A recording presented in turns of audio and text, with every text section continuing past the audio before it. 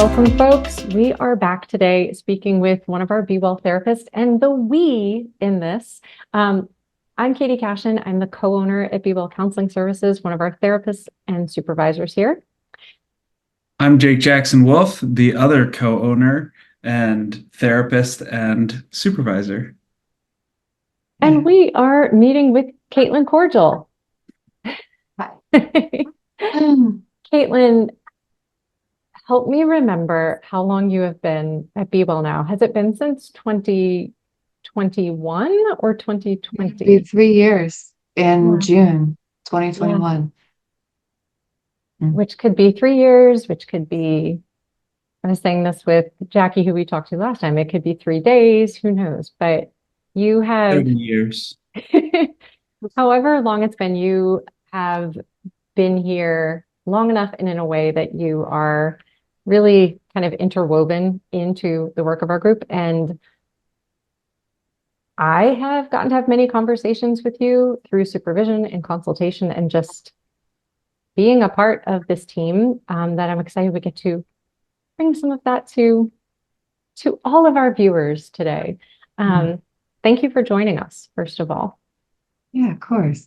Yeah, so we're actually going to start with a question you inspired in one of our group consultations that gave us a really helpful way to think about the clients we're working with, which is the client Venn diagram.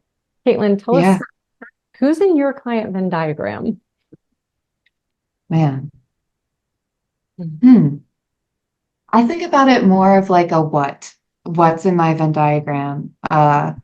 So clients I normally work with have a collection of experiences that relate to each other. So they usually initially come to me experiencing anxiety or maybe depression or maybe low self-worth.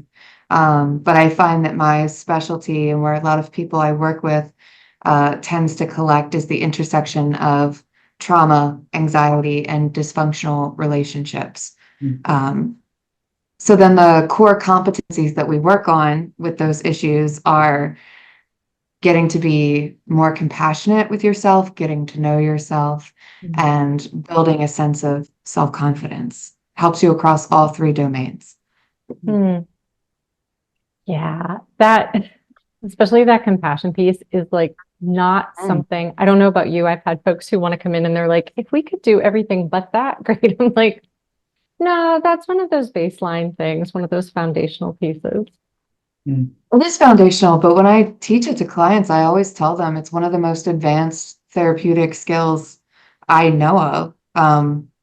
Being kind to yourself is such a hurdle and a challenge. Even people who have so much insight on why it's hard to be kind to themselves or what parts get in the way or what experiences they've had that have made it feel awkward or weird. We could talk about it all day rationally, but it's still such a difficult experience for them to get through.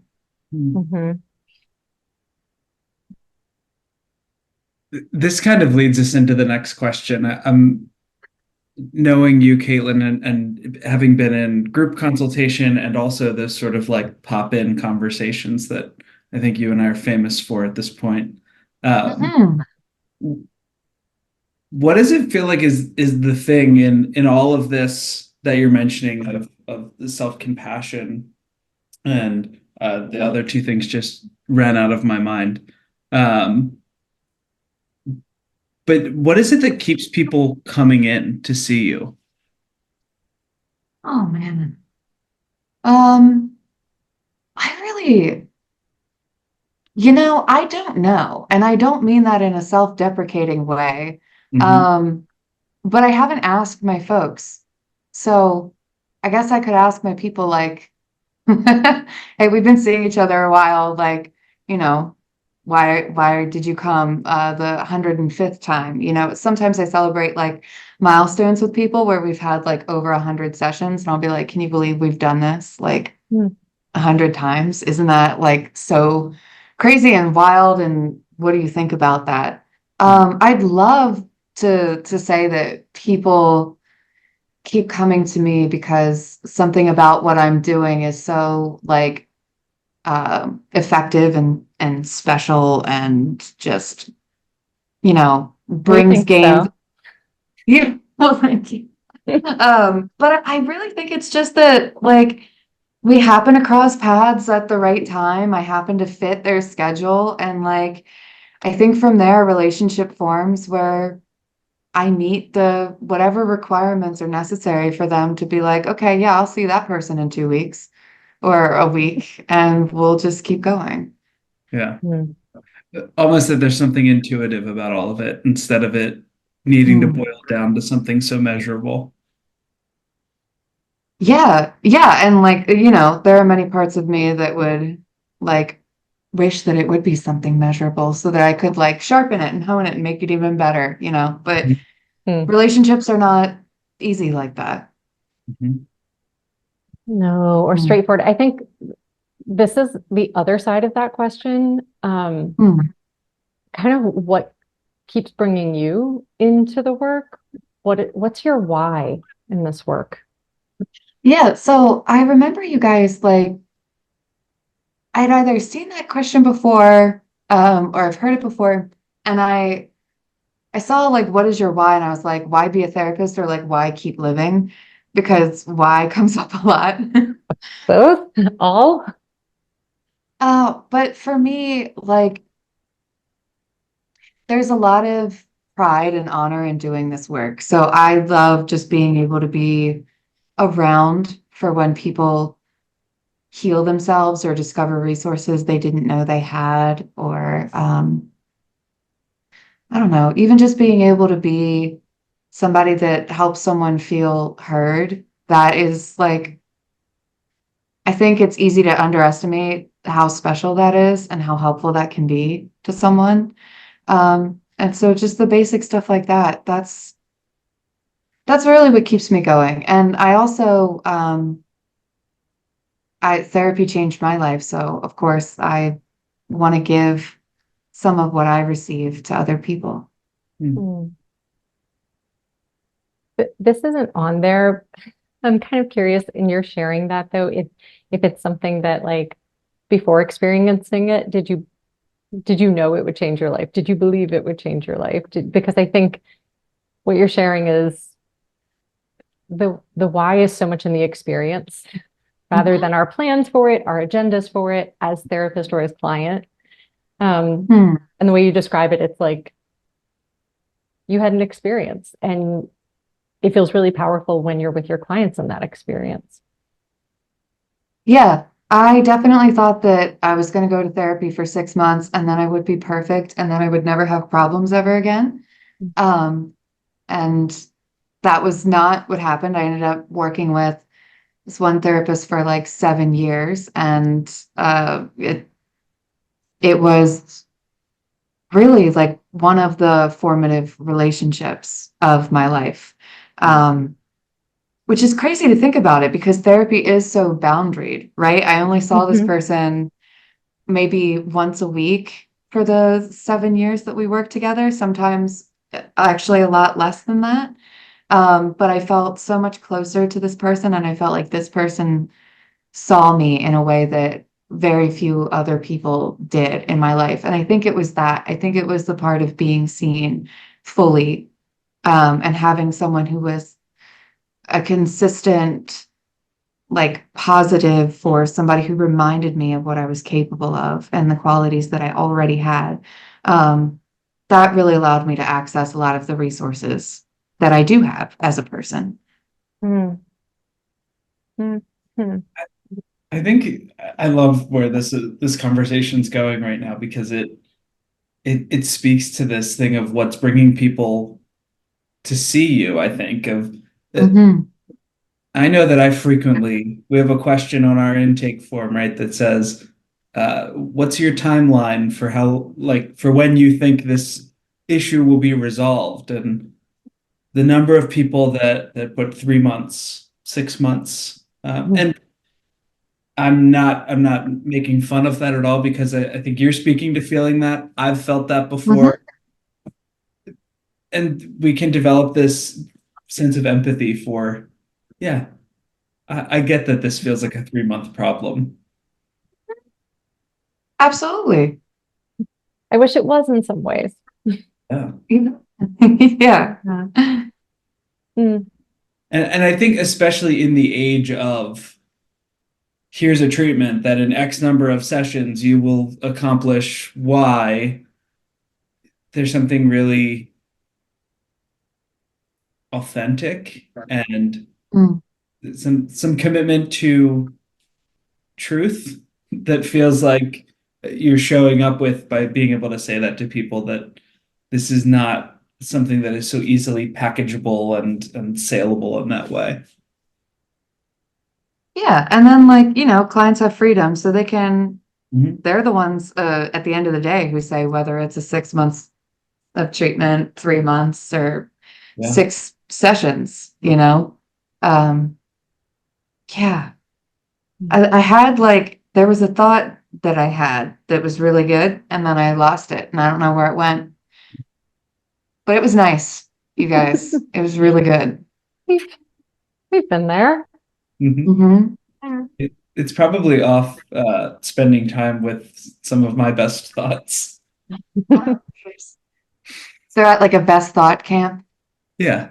Yeah. I love that. Hmm. Well, one of the other questions we have for you that I'm most excited to ask you about is what does a typical session look like with you? Well, I usually start with a recap of what we talked about last time.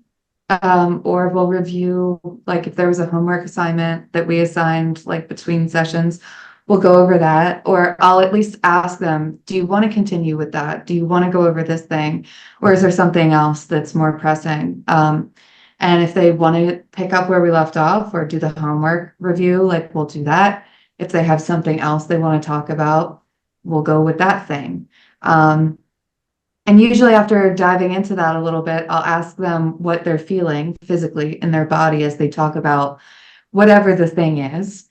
And those physical sensations are the doorway to whatever else we decide to do in that session, whether it's parts work or brain spotting or an artistic activity, or like practicing a coping skill. I think it's really important to pair talking about things with either having an experience or preparing the client to have an experience that can help them really learn how to either retrain their nervous system or see themselves in a different way.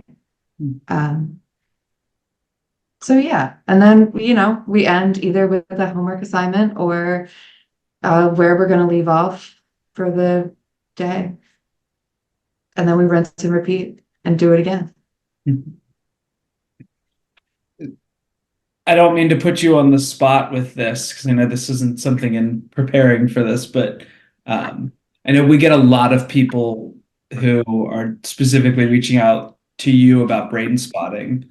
And you also mentioned IFS. Do you want to talk a little bit about how you use either or both of those, and like, what you think is effective about them?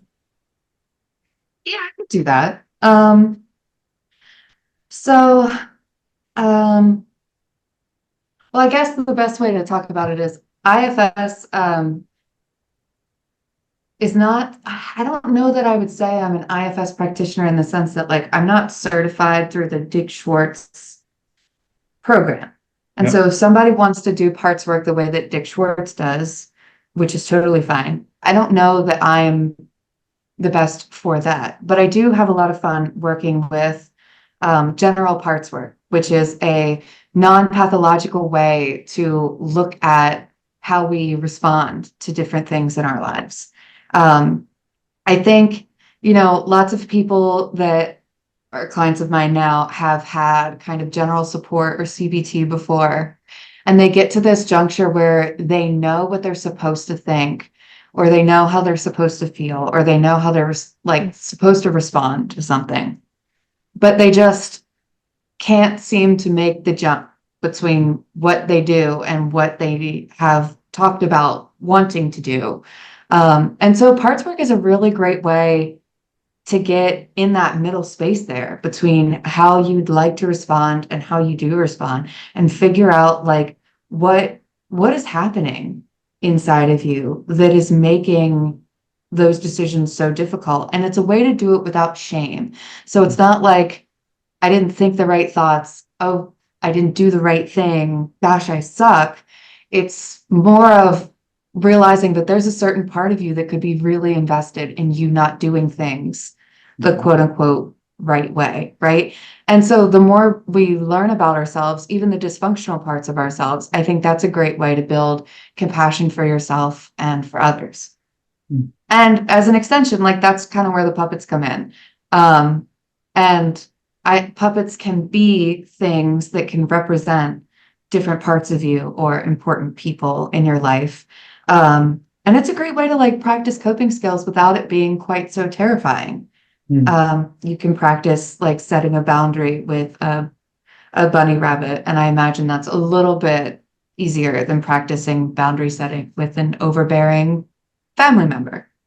As far as brain spotting goes, brain spotting is I would say, a body-based type of therapeutic exercise that can help clients deepen their self-knowledge, get through stuck points, and process past trauma. And the way that I use that is typically clients will notice that they're stuck on something, they're at an impasse with themselves or with life, or they've got some kind of like body reactivity that could be associated with a trigger that they'd like to work through. And then we use brain spotting to kind of get deeper and understand what's happening to them there. And seeing if they have any resources already within them that can help them deal with that issue. I mean, brain spotting's been fantastic because I'm not talking quite as much, which is extremely difficult for me to do because I'm a chatterbox. But it's been great for like really showing me that all clients do have the innate capacity to heal themselves because they do during brain spotting. Mm.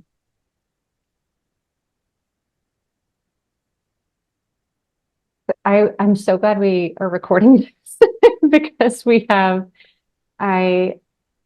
as someone who also does both parts work and brain spotting, that was such a wonderful illustration of Oh, I'm both. glad. Thank That you. was, Yeah. I'm always tripping over my words and trying to explain it to people to the point that a lot of my clients are like, I think I'll just Google it. But so now I'm just gonna send them here. We've talked around this a bit. You've named those moments in session. It may not even be like the pinnacle of healing work with a client, but it's a place where you come to with a client and they are heard and seen maybe for the first time in a certain way. And you've named your own experience in therapy. I want to check in and see, as a therapist, as a human, let's open that up a bit. Yeah. What inspires you? Man, I've had actually written down something that I wanted to remember. Oh yeah, okay. So I genuinely like my clients. Yeah. So I might want to sleep in or pretend that I don't have to work for a living. But I never dread like my clients as part of the work. Being with them really is one of the most meaningful aspects of my life. And I want to do that until I physically can't anymore. I'm a millennial. I'm probably not going to be able to retire. And I'm happy that I found a job that I can do for as long as I'm cognitively healthy.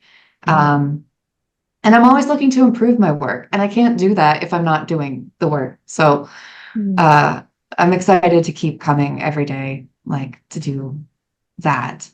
Also, I have like a cornerstone of my life philosophy is that human life is absolutely absurd, especially like modern human life. Yeah. And it really grinds my gears that so many people are walking around thinking that the tender, funny, wonderful parts of themselves are unacceptable Mm. because they're like too weird or they're too quirky or, they're not being adult enough or things like that really irk me. They irk my soul. And so I love holding a space where I can show people experientially, maybe like leading by example or just uh, session by session, of not rejecting them, that I can show them that it's okay to be exactly who they are and that life is weird and you can be weird too. And that's going to be okay. And just seeing how people can relax into themselves once they understand that the things that they're doing that might be silly or uncommon, like aren't things that make them worthy of rejection. Mm. That's the life is weird. You can be weird too. It'll be okay. Yes. Is the t-shirt.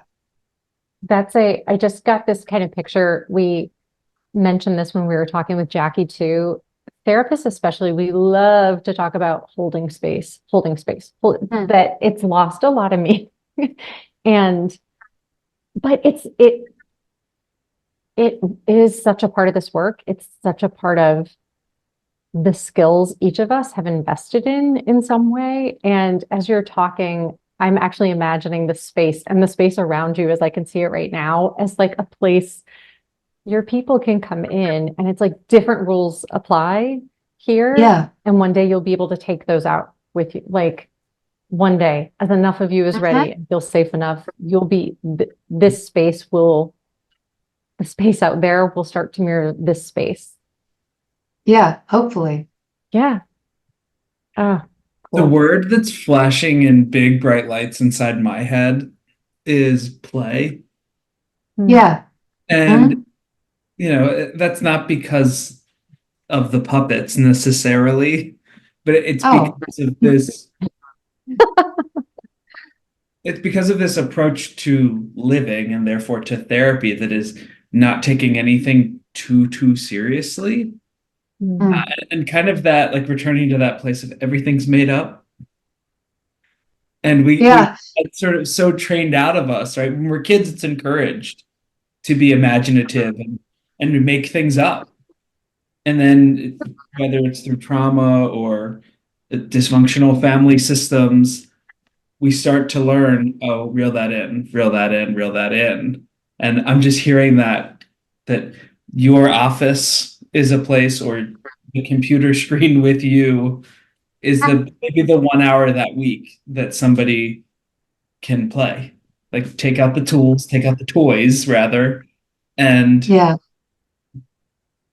let loose. Yeah. And it's I think a lot of people would be surprised at how difficult that type of unwinding is for people. I like to be very facing forward with all of the play accoutrement because they remind me of like exciting and fun things and I get filled with all of these different ideas that we could do. But I understand that for other people, it's like weird and disconcerting to have the opportunity to play, especially with things that are child coded as an adult. And so as much as I wish that people would come to me because they're like, oh my God, like I need to start messing around with puppets a couple times a week because that is just missing in my life. Um, they come to me feeling like stuck, bored, avoidant, and like kind of like a shell. And they've actually got like some not so fun cognitions about what it means to play, right? That it's childish, that it's immature, that it feels weird, therefore it must be bad. Um, and I like sitting with those, even if somebody doesn't come around or change the way that they feel about it, just having the opportunity to notice like something makes you feel weird and noticing what kind of thoughts they have about recreation is, I think, useful. Mhm.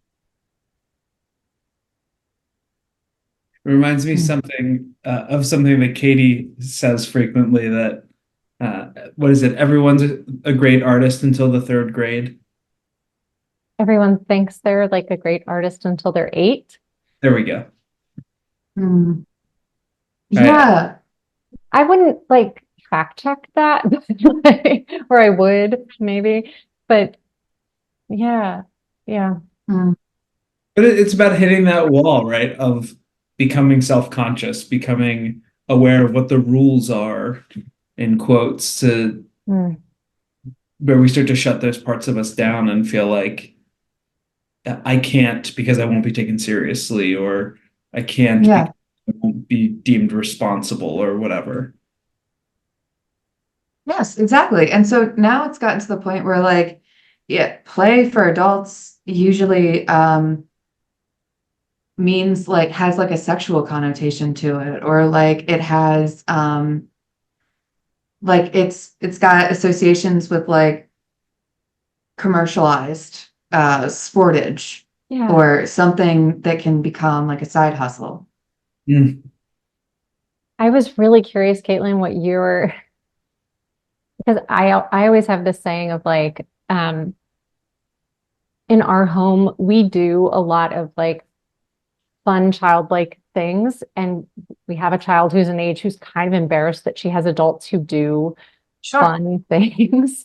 And I'm Mhm. always like, would you like my recreation to just be going to Target on the like because that's it feels like that's what's sold as adult fun. Or Yes. like nothing against them. I've actually never done one, but those like paint and sip nights, like the places where you go and you paint the thing, which it seems like that's as close as we get.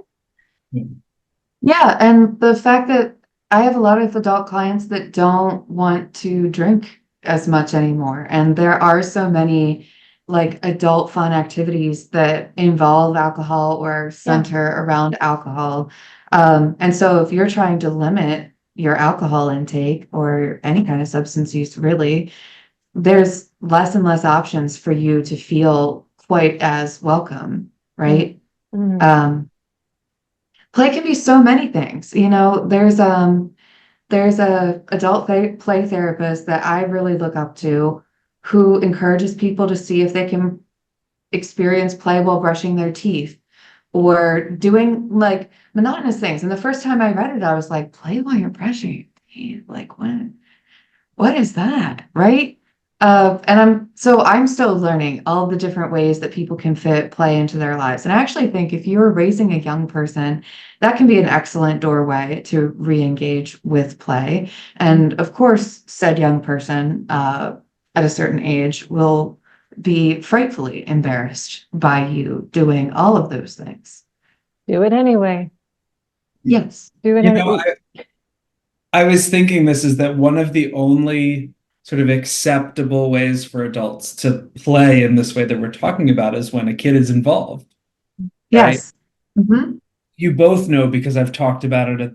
I talk about it constantly. Friday mornings, I go to music class with a bunch of babies, and it's my favorite hour of the week because we're all dancing and singing and playing instruments and what have you. The only reason that it's sort of sanctioned is because the babies are there. Yeah. And you are the parent of one of them. It's just Yes. Oh yeah, Mhm. yeah, yeah. If that wasn't clear, I Yes. don't crash baby music class. Um, yet. um, Yeah, oh, when my child outgrows it, they're gonna have a hard time getting me out of class. yeah, right. But this does have me thinking about like that's that's a great reminder, I think, for people that do become parents.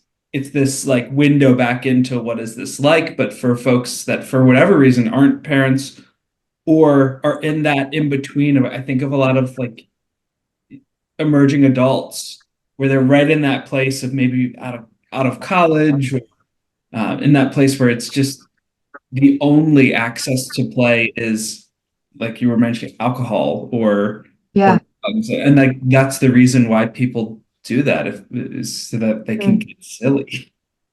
Yeah. We have another question. We do. What is it that, oh, it segues nicely. It segues nicely. If this is knowing that play can be a barrier for some clients, for a lot of adults. What are the challenges for you in this work, Caitlin, or that you've faced in general as a therapist?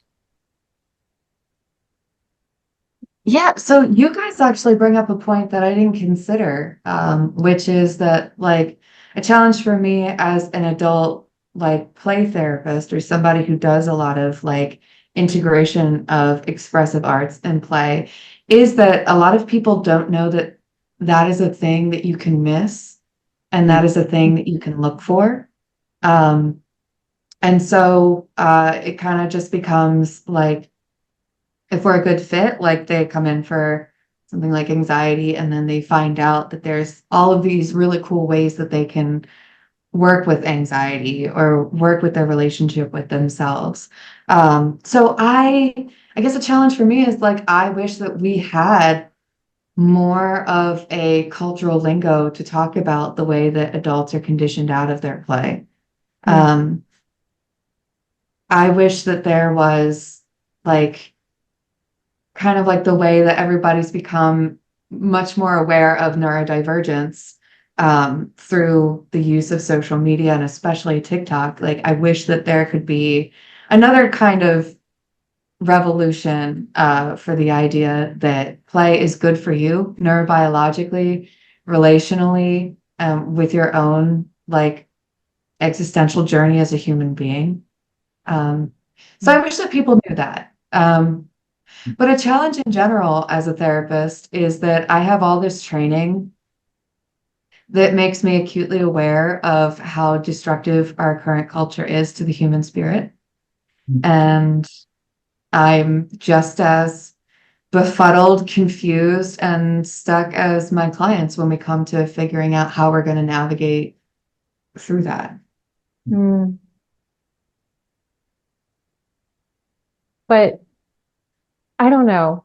Like, we can vote and debate if you all would like. I would take that over the therapist, over the professional who either isn't aware of that or says they have the answer for that. Mhm. Yeah, it's just I get a special kind of I guess frustration as I think other maybe researchers or health professionals do, knowing that child maltreatment is a public health crisis, knowing that universal healthcare, universal basic income would be able to significantly improve the amount of psychiatric disorders that we see across the age spectrum. And just seeing that be pretty frequently discarded by not just by legislation, but also by like the psychiatric governing bodies, really. I mean, the APA won't even recognize that child maltreatment needs to be differentiated as a specific psychiatric experience or a disorder. So we've got a long ways to go. And just knowing exactly how far we have to go sometimes can be kind of daunting or overwhelming. And then I remember that it's just Monday and I have so and so and so and so at these particular times, and I refocus that way. But that it's a refocusing and that it's not a disconnecting, that it's not like, as you're sharing that as someone who is so aware and who doesn't look away from the gaps in care, um, uh, the gaps is an understatement, but um, the ways in which the system is not set up to name or even support, that you can look at all of that and you're inviting people into something that is spacious and maybe light isn't the right word, but light that makes room, that is playful, that is buoyant. It's just, I think, incredibly remarkable. And I'm so glad that we got to connect and put the spotlight on you, Caitlin, in a way, Mm. and get to talk about the work that Jake and I have come to know and appreciate and Mm. be around. So thank you. Thanks for being willing to join us and share openly today. Yeah, thanks for having me, guys. Of This is course. cool. Yeah. Well, it's as cool as we get around here. Whoa. I had a moment in this conversation where I just felt it was cool to get to capture. These are the types of conversations we have in passing around here. And to be able to Mm. memorialize that in some way and share that with people feels, I don't know, there was one little part of me to get into parts language that's like, we're giving away the secrets here. And then there's another part of me that was like, wow, people wonder, I'm sure, what it's like, Mm. the inner workings of a therapy practice, and these are the types of conversations that we have day in and day out. Yeah, man. Yeah. Yeah. So thanks I've for really coming. been, oh, I'm sorry. Go. Oh, no, I was just gonna tell you guys, I've really been wanting to put this on my head for like the last Oh, 20 so minutes, and I haven't done it because I was like, you have to be moderately professional for at least like most of your video, and then I'm just assuming that you guys can like edit this part out, but I'm satisfying that yeah. part of your brain, my Make brain. this the thumbnail. I'm gonna put my Okay, well, tiny. that's fine. If it's just the thumbnail and then no one ever sees it again, that's okay. So All right, I'm so glad you Oh, didn't hold that's off any very longer. interesting, Jake.